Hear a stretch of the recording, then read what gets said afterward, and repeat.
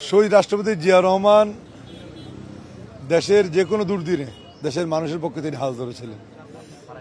মহান মুক্তিযুদ্ধে আমরা দেখেছি যখন জাতি নেতৃত্বের শূন্যতায় তখন নেতৃত্বের অভাব ভোগ করছিল, তখন জিয়া রহমান সাহেব স্বাধীনতার যুদ্ধের ঘোষণা দিয়ে দেশকে স্বাধীন করার জন্য কাজ করেছেন।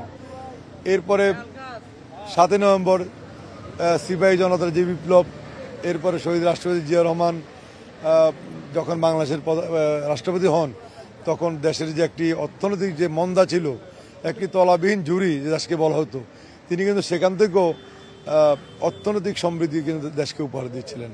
একজন সুশাসক, একজন দেশপ্রেমিক হিসাবে তিনি বিশ্বের মানচিত্রে নিজেকে প্রতিষ্ঠা করতে পেরেছেন। এরপরে দেখেন বেগম খালেদা জিয়া, তিনিও দলের কান্তি, দেশের মানুষের দুর্দিনে কান্তি লগ্নে যেমন স্বৈরাচার বিরোধী আন্দোলন তিনি সেখানে নেতৃত্ব দিয়েছেন। বেগম খালেদা জিয়া নেতৃত্ব দিয়ে তিনি তখন দেশকে গণতন্ত্র, মানুষকে গণতন্ত্র উপহার দিয়েছিলেন, কাজ করেছিলেন।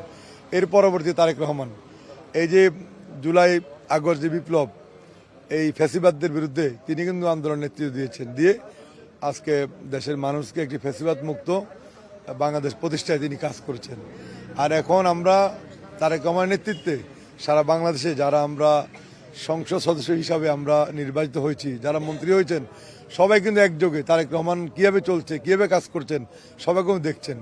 এবং তারেক রহমান যে একটি মানবিক বাংলাদেশ তিনি বাংলাদেশের মানুষকে উপহার দিয়ে চাচ্ছেন।